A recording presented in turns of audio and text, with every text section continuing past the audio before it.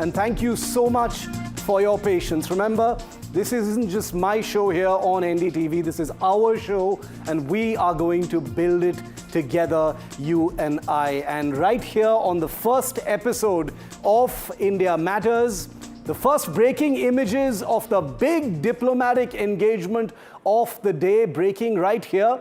J.D. Vance, the US Vice President, is here in India. We've been tracking that all day, and these are the first pictures of his meeting with Prime Minister Narendra Modi. His wife is there. The children have been in Indian clothes all day, taking in the sights around Delhi. They'll be heading for a lot of cultural visits later. But there are a few truths about this visit that nobody seems to want to talk about. And I will be doing that in just a short while from now on India Matters. Thanks so much for being with me. But we're starting today with a different story. A young Indian Air Force fighter pilot is what everyone is talking about right now. If you're on social media, you haven't missed these images. He was allegedly dragged out of his car and beaten bloody in broad daylight on the streets of Bengaluru. His wife, also an Air Force officer, right there to witness it all. The couple, traumatized and shaken, have felt the need to cry out in a public video that everybody is looking at and sharing across their social media. That's how two military personnel say they felt. But is that the full story? Well, there are more pieces of information coming out now. The video of Wing Commander Shiv Aroor of the Indian Air Force, a test pilot, is now viral. And I'm going to show you what he said, but I must warn you, it can be upsetting. It has stunned all who've seen it. And I must issue this warning once again because there is blood in these pictures. But as you watch, remember, this isn't a one-off. It's possibly just the latest in a disturbing spate of road rage attacks that expose the ugly, violent undercurrent of everyday life in India's tech capital, Bengaluru. When even a uniformed service member isn't spared, and that may not be the full story, as you will see, you have to ask, who is safe on these streets? Listen in to Wing Commander Shiladitya Bose. I am Wing Commander Shiladitya Bose, and this is my wife, Sergeant Leader Mother. Today morning, my wife was driving me to the airport, and suddenly, one bike came from behind, stopped in between, stopped our way. I'll show you the video of my dashcam also. He came out, started abusing me in Kannada, and then seeing that my car has a DRDO sticker, he says that you DRDO people, and said many things in Kannada, and finally she abused my wife, and then I couldn't bear it. When I was coming outside, immediately he took his key in his hand and hit me on my head, taking my blood out. I stood there shouting that this is how you people defend whom we defend. Treat a person from the army, from Air Force, or from Navy, from the defense forces. More people came surprisingly and started abusing us, that we are doing wrong things. That person, he took his stone out, started trying to hit my car. I trying to stop, he hit me on my head again. Here you can see the blood and see my condition.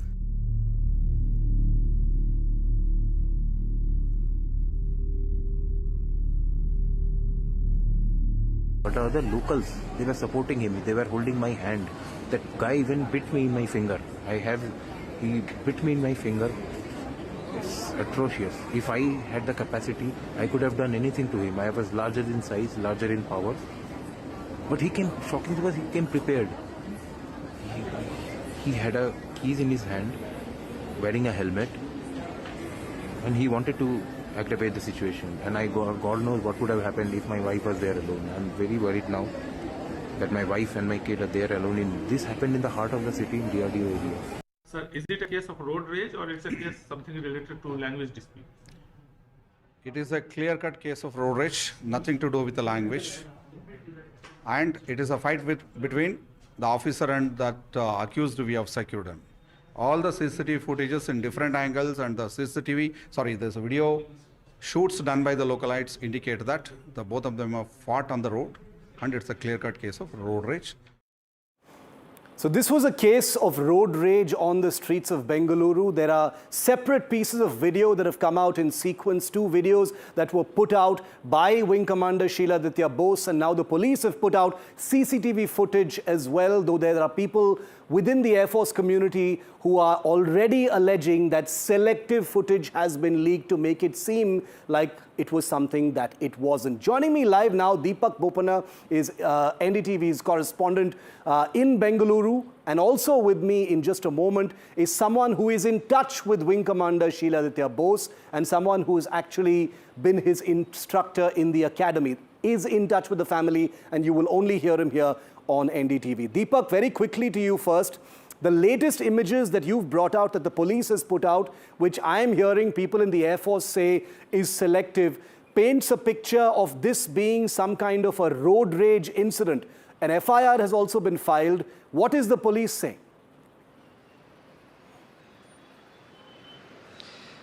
Well, yes, this, entire episode has sparked off a big controversy, again raising questions about safety in Bengaluru. Road rage has been a big cause of concern. We've seen in the past as well multiple instances where for no reason people in their cars have been attacked, and then once the attack begins, the language issue has come in. But in this particular episode, while of course initially the video of the wing commander bleeding profusely, narrating that ordeal that he went through went viral, the police of course initially found it difficult to trace him because he was traveling in the morning towards Kolkata.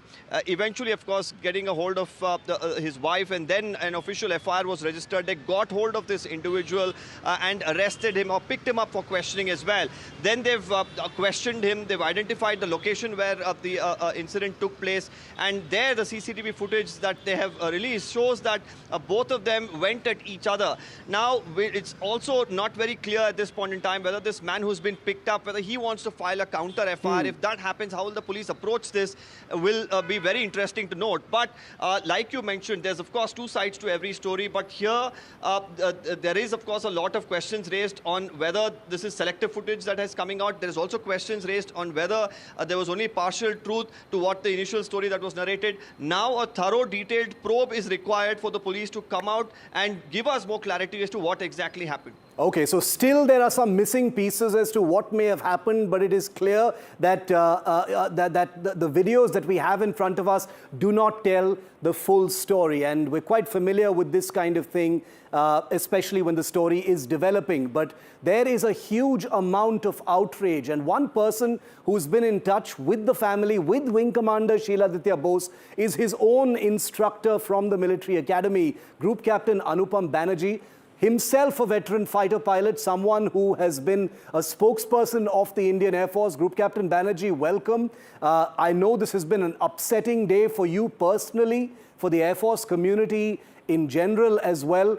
Can you tell us what Wing Commander Shiladitya has been telling you as you've spoken to him through the day? Obviously, he's not going to speak to the media right now, but what has he been saying? Yeah. So thank you, Shiv, first of all, for getting me into your initial show, and congratulations. What happened in the morning, as I think is well known now, that Shiladitya was going to Kolkata for his father's surgery. And this is the time when there was one bike which was coming from the other side, which was driving quite rash in a zigzag manner. And when they crossed, so the officer's wife, who was also an officer, was driving, and there was an exchange of cold stare. And when they were driving on, this bike turned around and they came and blocked the road, and the bike stood in front of the car.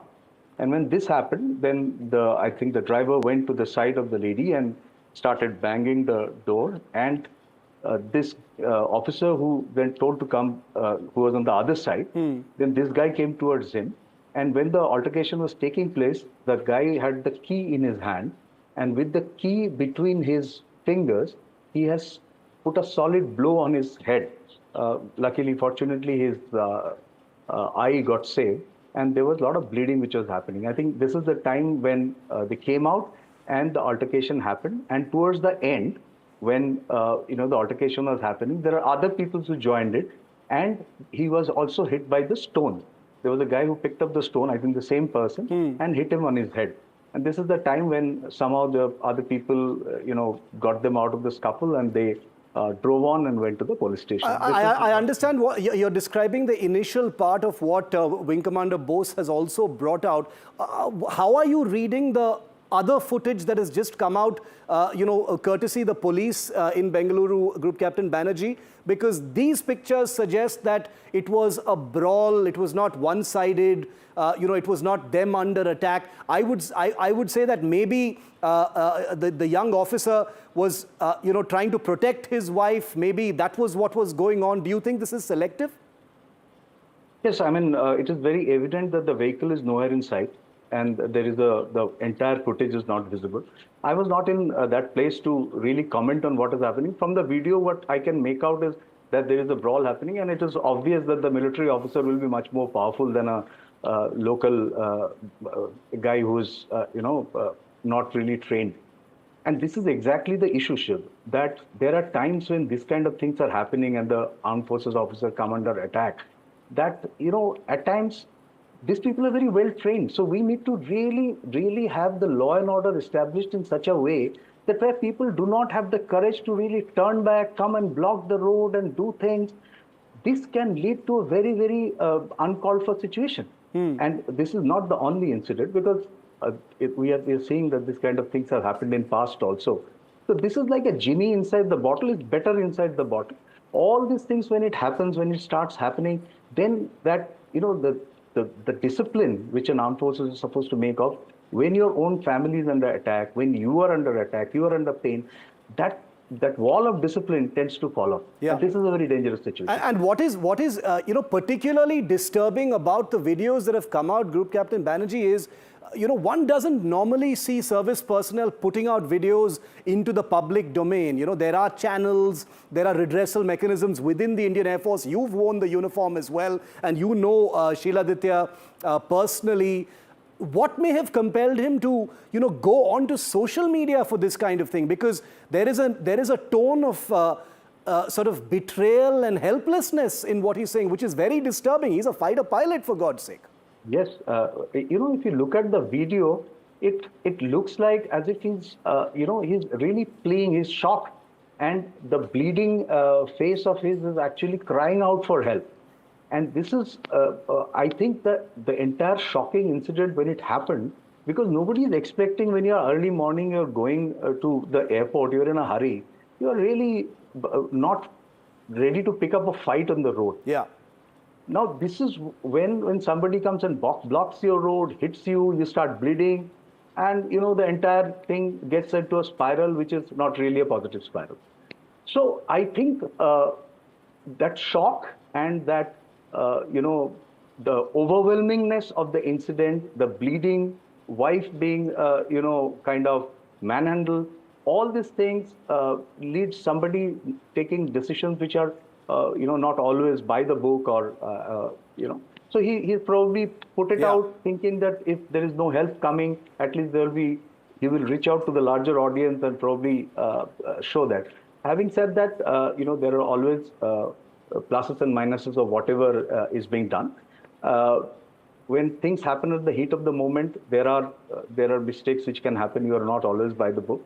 But I think we need to go beyond this and look at the larger matter, that this kind of road rages are, first of all, where people have the audacity to pick up a fight for minor issues, That is what I wanted to talk about. So, I don't think anyone is suggesting, and I personally am not suggesting that anyone should get any special treatment. We are all citizens, we are all equal. But, Absolutely. One imagines that in society, a military person, when they identify themselves and they are clearly from a military background or service personnel, it acts as a bit of a deterrent, against any kind of escalation. People usually show a bit of respect. And I'm not commenting on provocations, etc. on either side. Absolutely. That seems to have been violated here for sure. Yes, two things, Shiv. One is that what I was telling is that the fact that such minor things of, exchange of looks leads to such kind of incident, it itself very, very shocking.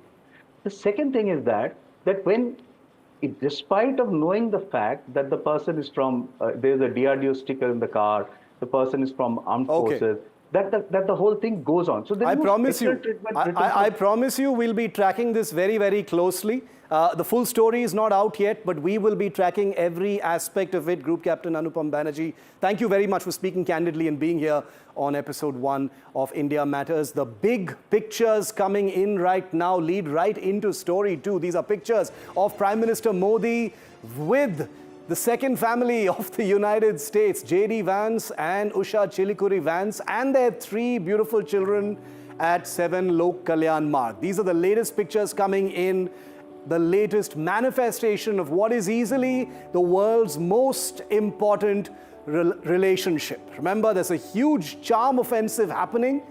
Prime Minister Modi also in his element. The little Vances all dressed in their band galas and jackets, looking very, very dapper, very much in keeping with the kind of clothes that the Prime Minister himself wears. Unfortunately, there is no audio in case our viewers are wondering, but we will get a sense of what the 2 leaders have been speaking about. The Prime Minister here on full display. He's really great with kids, having a fun moment with the junior Vances there. Usha Chilikuri, remember, is of Indian origin, and there are celebrations happening in her village far away in Andhra Pradesh as well. They won't be visiting this time, but perhaps in the future. They do have a standing invitation from Chandrababu Naidu, the Chief Minister. Well, a pat, a hug, a smile and a handshake is the big story, but there's something about this visit that nobody is telling you, and I'm going to tell you all about it right on the other side, right here on India Matters.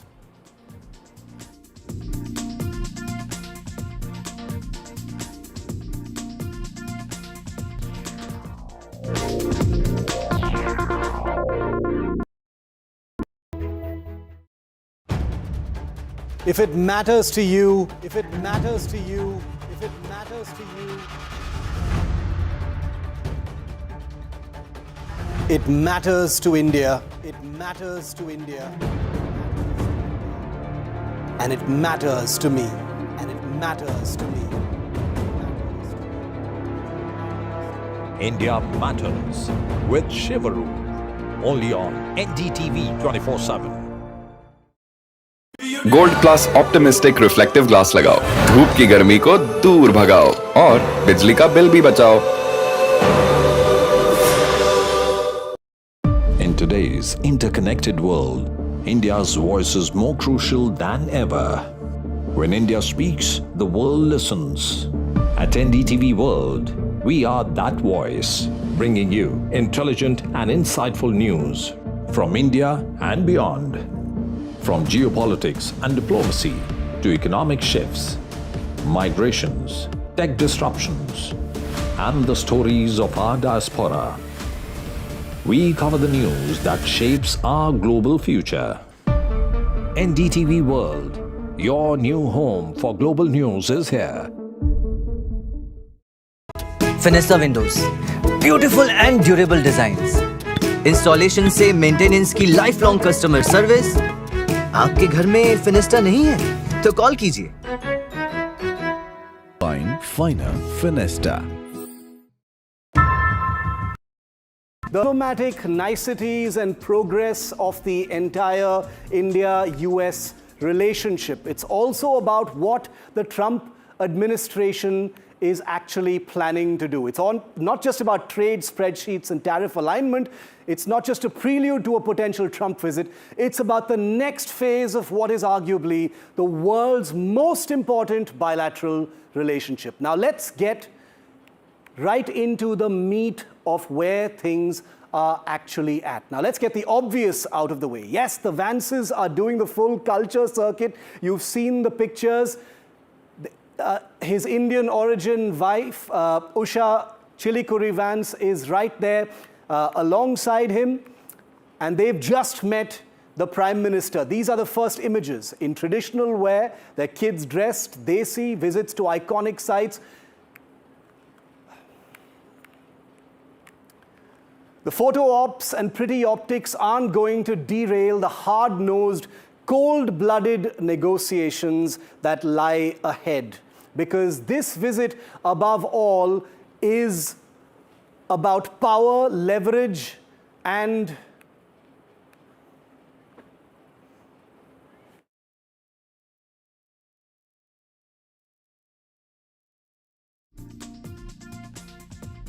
Those obsessing over whether India is giving it back after his tariff tantrums are missing the larger play. India has never needed a shout to be heard. We've played it cool, navigated the chaos with strategic maturity while others fumbled or sulked.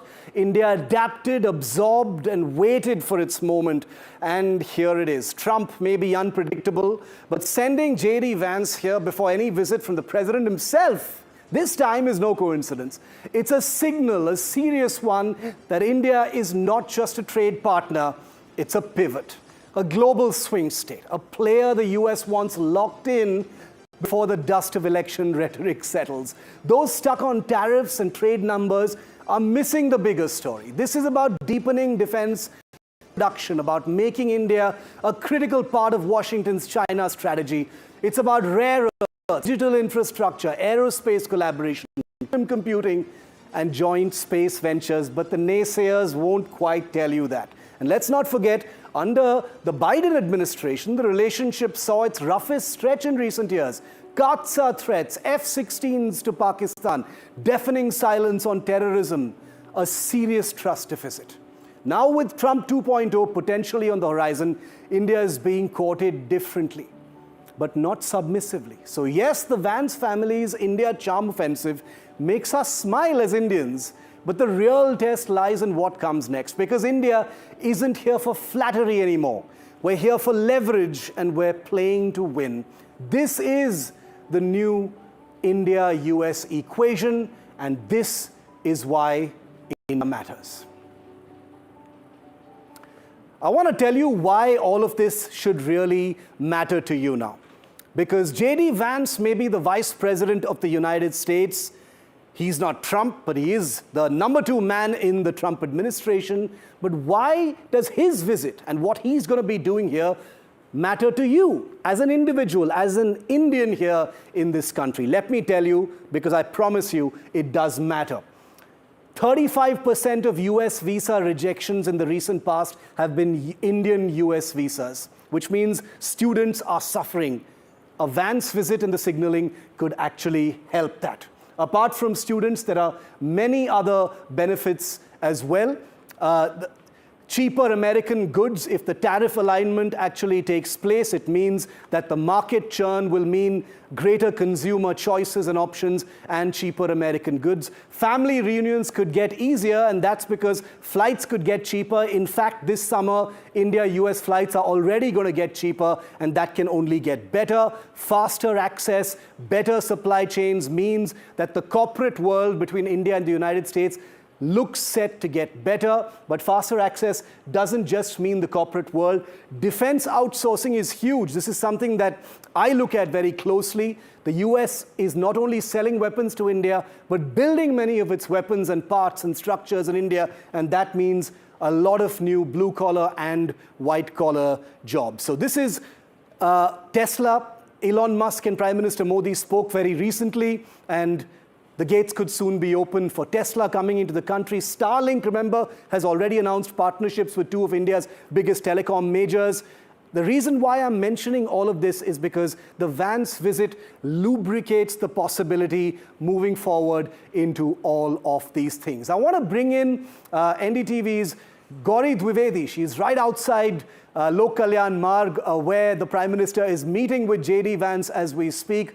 And we'll get to Gauri in just a moment, but I want to quickly once again show you these images of the Vances and the Indian Prime Minister at 7 Lok Kalyan Marg. Lovely pictures already doing the rounds everywhere.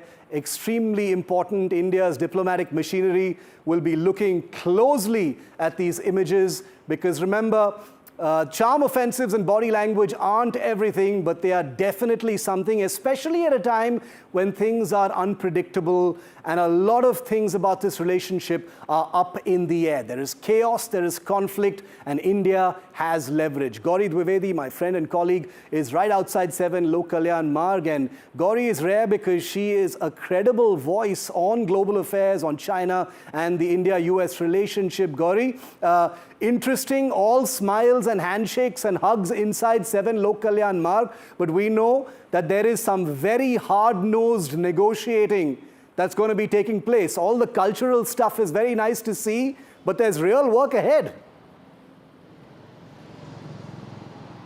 Indeed, there are some difficult discussions that lie ahead, Shiv, on both sides. And some of these soft power and cultural exchanges, they also sort of round out these difficult and angular discussions, doesn't it? Because both sides come with a certain position and a certain perception. There is the America first on J.D. Vance's side, and there is the Make in India and strengthen India position that New Delhi is looking at. So finding that balance is really the tricky matter. And as you rightly pointed out, that there are a gamut of possibilities that lie ahead, not just trade, not just defense, not just technology, but these difficult conversations will also include immigration. One thing that I think is going to require more than just a passing phrase from the American side, simply because in the last 2 weeks or so, there have been several instances where H-1B and F-1, that is the visas that are given to students, have been contested, have been challenged. Credible legal immigrants are possibly now facing deep fears and anxiety. And that is something that the US administration will have to come out and reach. How much of that will be addressed in today's meeting remains to be seen, but it sets the pathway. And this is one thing I want to say as I wrap up, which is that J.D. Vance shares the worldview of President Trump. So when he says something, it is likely to take a difficult conversation forward. It may not be a breakthrough, but it could lead towards that, which is why this meeting today is that much more significant. You know, we always talk about tangible outcomes and, takeaways in this relationship, Gauri. But considering that there is a lot to be worried about, whether it is visas, whether it is, the supply chain issues, defense, etc. Are there going to be any tangible outcomes during this particular visit? Because usually when that question is asked, people say, the big announcement never happened with the number 2. It's when the number 1 guy comes, that's when all the announcements happen. That's always the case, isn't it? But two things I want to quickly say, which is that a tangible outcome could also be for Mr. Vance. He's coming to his 3rd international trip with 2 prior meetings, did not leading to the kind of global headlines he would have ideally liked. So the tangible outcome for Mr. Vance could be headlines or some sort of a positive outcome that he would have probably hoped from his earlier 2 international tours. One, of course, to Europe, and second to Greenland. So that could be the first thing. And the second important aspect in terms of what this could really lie and lead to, it will lay the groundwork for that all-important Quad summit that will take place in India in the next couple of months. Heads of state meeting will happen with Prime Minister Modi chairing it, and today's meeting will sort of lay the groundwork for that, because, as I said, those difficult conversations would also require some alignment on common concerns and common challenges that US and India face. Is on this visit. The pictures are already viral. There's a great amount of hope. There's a very direct India connect as well. And I think the next few days are going to be painted by the Vances. They're going to be in beautiful surroundings in Rajasthan, in Agra, and elsewhere. Gauri and her team will be tracking that very closely. And of course, you'll see all of those pictures first here on NDTV. Gauri, thanks very much for getting us that live input from where that meeting is taking place. That's a wrap on the first episode of India Matters. Thank you so much for watching. The big India and world stories will always be right here on this show. I'm handing you over now to my colleague, Ankit Tyagi. Thanks, Shiv. That first episode of India Matters here on NDTV. You can catch Shiv every evening at 8 p.m. But on the last word this evening, ladies and gentlemen, it's the same fight. Once again, Rahul Gandhi has taken on the Election Commission. That's not new, but Rahul Gandhi has taken on the Election Commission in Boston. And that has got the Bharatiya Janata Party in knots. Good evening, ladies and gentlemen, and welcome to The Last Word. I am Ankit Tyagi. During his official visit to Boston, leader of opposition Rahul Gandhi has launched a scathing attack on the Election Commission, alleging irregularities in the recently concluded Maharashtra Assembly elections. Now, Mr. Gandhi ended up accusing the Election Commission of being compromised. The remarks made at a public event in Boston have stirred a strong political reaction, particularly from the ruling BJP, calling him a traitor. Now, the Election Commission has also reiterated its stand on the fairness of the Maharashtra elections once again.